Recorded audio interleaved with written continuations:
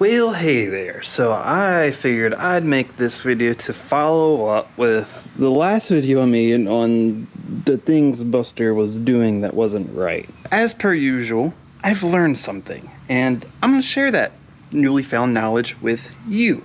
Because not only did I learn what's wrong with Buster, I've also learned that most of the things you read on the internet is just garbage. So anywho, what was wrong with Buster? Well, I gotta say, Buster is fixed now. All good. All nice.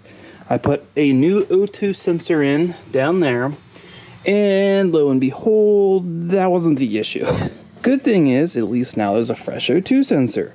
Bad news was that wasn't what was causing the issue.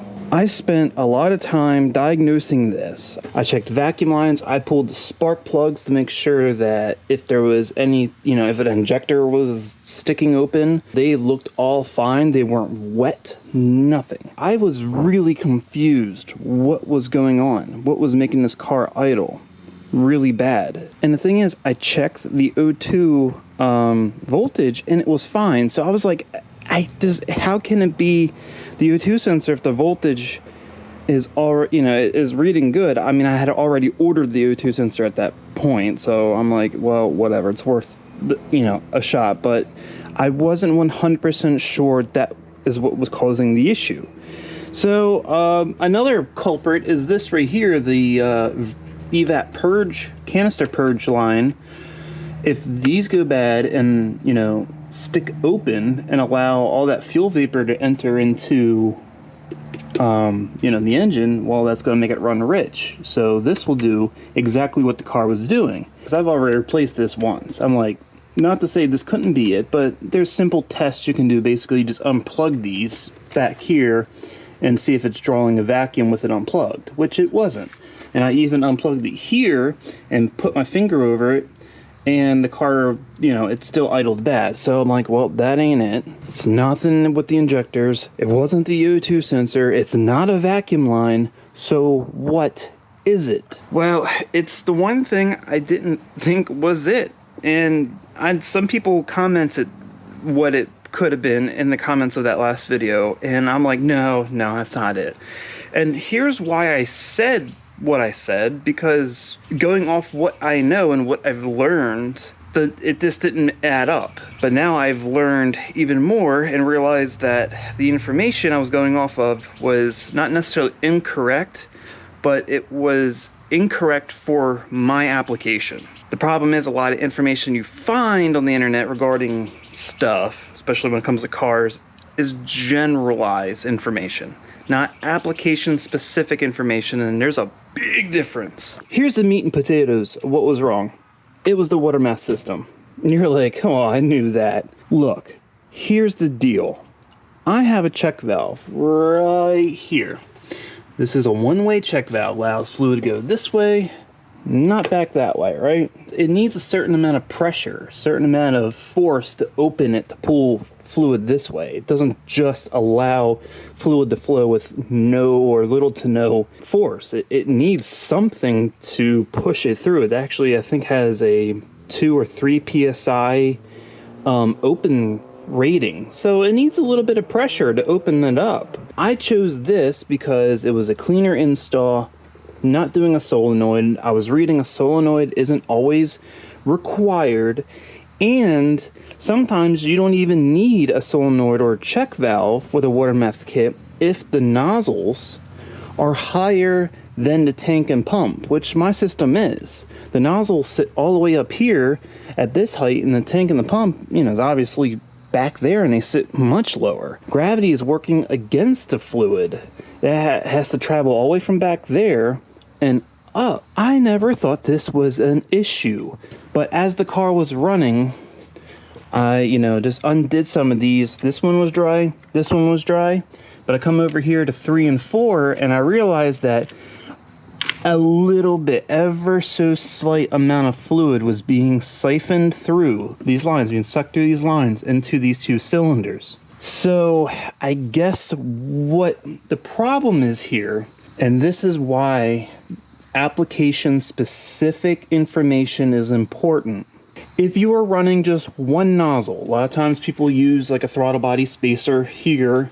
You know, they make one specifically to put in a water meth nozzle or whatever. If you're running one nozzle here, I'm sure you don't have an issue with pulling full fluid through.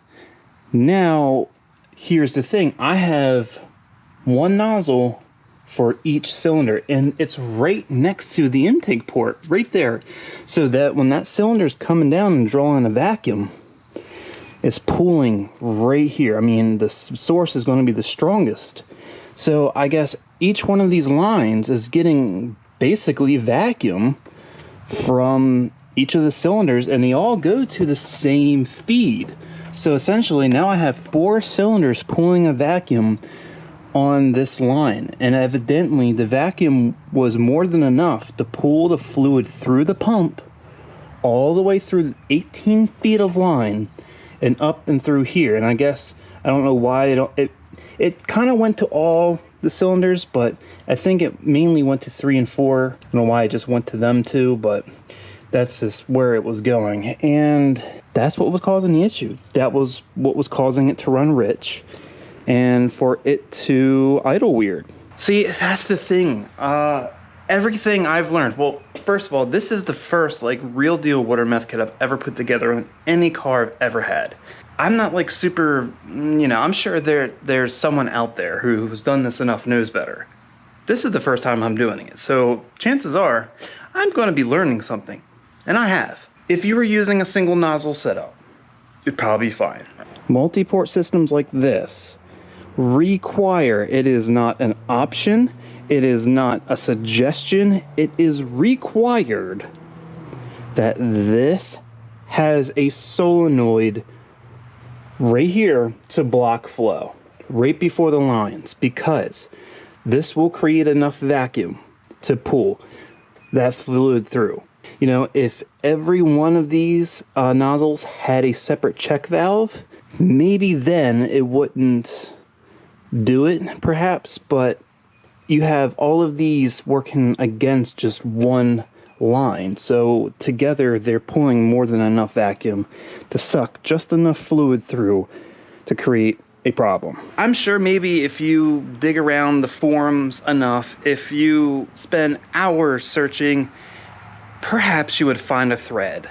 Perhaps you would find an article, something about this, you know, perhaps you would read it, but I'm telling you, if you go to any like major source, any of the companies that offer these products, any of the like just easily searchable Google, you know, search results, ain't nothing said you need a solenoid for a multi-port setup, which is why I chose to go with a check valve. Honestly, the check valve was the same price as a solenoid. I went this way just because, like I said, it was easier to install. I didn't have to worry about running wires. Had I known the right information, I would have never I would have never bought the, you know, check valve. I would have just bought a solenoid. So all in all, that's what was wrong. After I cleaned the lines out, I let the car run, and, you know, it cleared up after about 5-10 minutes of running, and all was good. Buster's back to its happy self. Only thing I gotta double check and make sure is it running rich didn't dilute my oil. And I have a funny suspicion that it did, and that's kind of annoying. So that'll be another $50 that I have to spend for some oil. Yeah, learning can be expensive, but this is the best way to learn. Right here is exactly what you do not learn on the internet, is going through this. You will never learn this on the internet.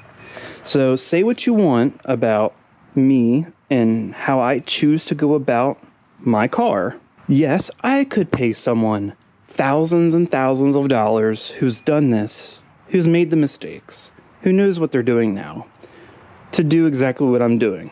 But I get nothing out of it. I don't get the knowledge. I don't get to understand why things work a certain way and why not. I choose to do things this way so I can learn. I don't care about paying someone thousands of dollars that I don't even have to do a job, because to me, I don't care. I want to learn things, and this is the best way to do it, is by getting your hands dirty and doing the work. Because I know there's some comments out there that I've seen about that, and that's why. I don't care that things happen. I'm learning from them. I'm sharing what I learned with you. If you can't appreciate that, I'm sorry. If you want to pay someone to do it, you know, that's fine. You can. I choose not to. This way, I get to do it myself. I get to learn. I get to share everything with you. That's why I do it. And this go around, learn something pretty important. Like I've always said, there's just so much bad information out there. You see what happens when you listen to it. Other than that, things are good. I gotta wait for a solenoid to come in. I've already got one ordered. You know, it's gonna take probably a week or two to get here. So water meth is being put off again. But maybe I'll throw a couple other fun videos in between. We'll see what happens. But other than that, I just want to give an update to the situation and explain what I've learned and share that with you so you know. And otherwise, I think that's going to wrap it up here for the video. So you know what to do. Like it, subscribe if you haven't already. Keep a lookout for the next Karz Created video.